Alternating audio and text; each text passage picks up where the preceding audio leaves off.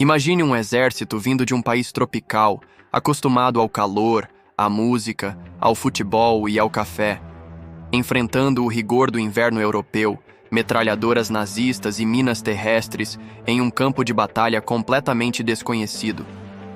Esta é a história da FEB, a Força Expedicionária Brasileira, que durante a Segunda Guerra Mundial saiu do Brasil direto para o fronte na Itália, marcando para sempre o nome do país na história mundial. Mas por que o Brasil entrou na guerra? Que impacto essa decisão teve? E quem foram os heróis que representaram uma nação inteira do outro lado do oceano? Hoje, você vai entender como uma tropa formada por cidadãos comuns se transformou em um símbolo de coragem e resistência contra o nazifascismo. O presidente Getúlio Vargas, pragmático e estratégico, jogava nos dois lados, mantendo relações diplomáticas com Alemanha, Itália e Japão, ao mesmo tempo em que negociava acordos comerciais e militares com os Estados Unidos. A decisão final de entrar na guerra foi tudo menos simples. E acredite, a participação brasileira quase não aconteceu. Mas foi o torpedo de um submarino que mudou tudo, quando submarinos alemães afundaram navios brasileiros no Atlântico, matando centenas de civis. A população, indignada, pressionou o governo de Getúlio Vargas, que até então mantinha uma posição de neutralidade. O resultado? Em 1942, o Brasil declarou guerra ao Eixo. Mas só em 1944, 2 anos depois, a FEB desembarcaria em Nápoles, na Itália, com cerca de 25 mil homens e mulheres. Sim, mulheres também, atuando como enfermeiras, prontos para lutar contra o fascismo de Mussolini e o nazismo de Hitler.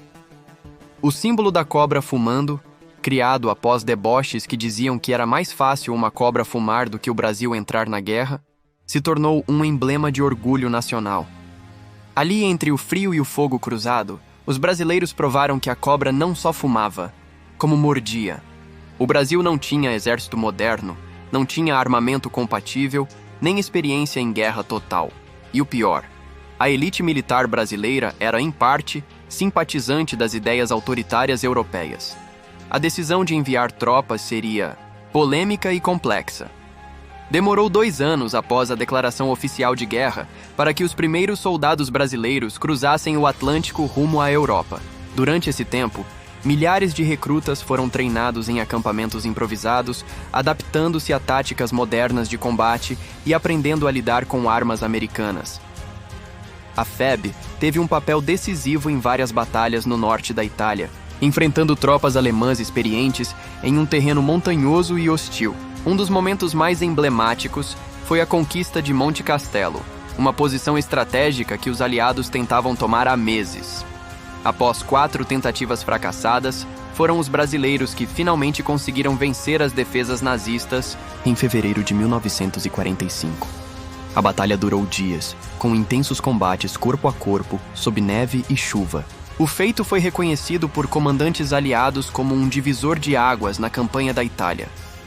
Além de Monte Castelo, os brasileiros participaram da retomada de cidades como Castelnuovo, Montese e Fornovo di Taro, onde prenderam mais de 14 mil soldados inimigos. Uma vitória que silenciou os críticos e gravou na história o valor da presença brasileira na guerra.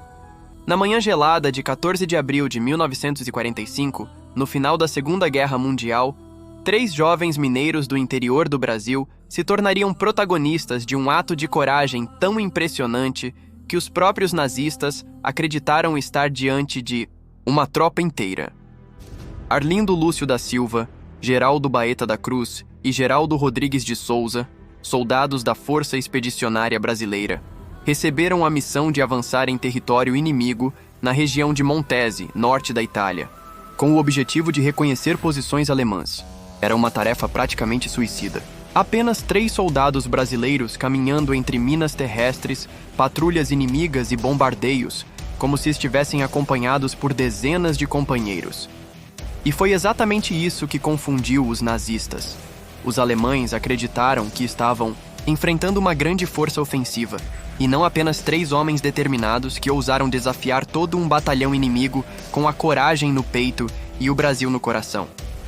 Esses 3 heróis avançaram em linha reta, com passos firmes, mirando os inimigos, atirando com precisão e usando estratégias que simulavam movimentação de uma tropa inteira. Abriram fogo de diferentes posições, se revezando e mudando de lado constantemente, criando a ilusão sonora e visual de que havia ali uma companhia de soldados brasileiros.